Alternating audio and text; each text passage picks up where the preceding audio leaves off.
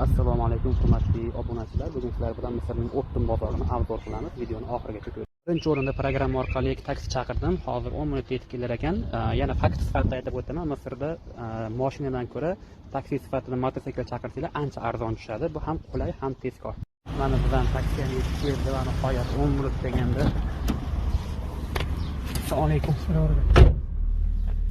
Taksi puli 12 kilometrga O'zbekistonga 20 ming so'm bo'ldi, ya'ni 100 junay.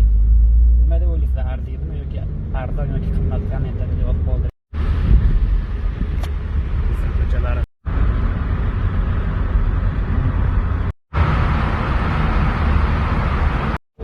Obunachilar bozorga yetib keldi. Juda ham havo issiq, odam juda ko'p.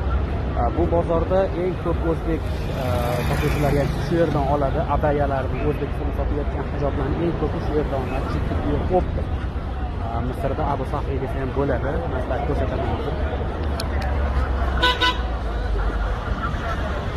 Shu yerdan boshlanadi. Ichkarilarni ham ko'rsataman. Videoni oxirigacha ko'ring. Assalomu alaykum. Bugun hijob do'koniga kirdik. Narxlar bilan tanishamiz. Bismillah. Bu hijoblar O'zbek so'miga hisoblaganda 300 ming so'm atrofida, ya'ni 750 junay ekan.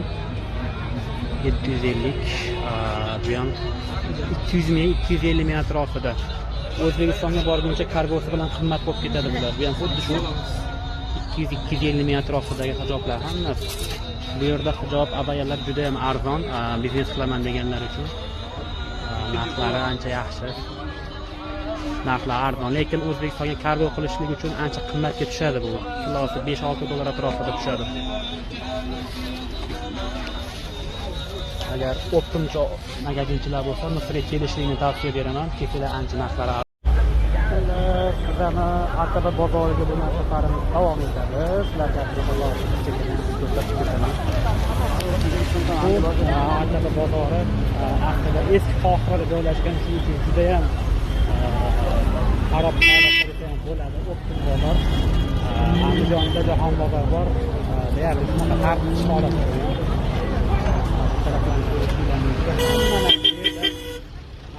Mashinalardan ehtiyot bo'lasizlar, urib ketishligi mumkin. Ma'lumot sifatida aytib o'tmoqchiman. Misrga kelib, Aqaba bozoriga kelmoqchi bo'lganlar iloji bo'lsa tilni biladigan odam bilan kelinglar, chunki bu yerda ham mashinlar juda ko'p.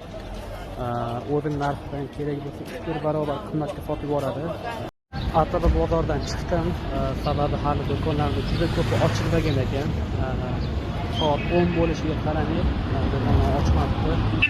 Misrda odat shunaqa o'zi, do'konlar ko'p, savdo maskanlari obeddan keyin, asrdan keyin ochishib boshlaydi. Bozordan chiqdim, o'zi uyga qaytyapman, taksi chaqirib, sababi havo juda ham isib ketdi. Yozgi paytida soat 10-11 da ko'chaga chiqishni tavsiya bermayman Misrda, chunki juda ham issiq bo'ladi havo. Bir-ikkita do'konga kirdim, aytganimdek, xudo xolasa keyingi videolarimizda yana ham kengroq obzor qilib beraman bozorlarini. Inshaalloh videoga like bosib qo'yinglar, komment yozinglar.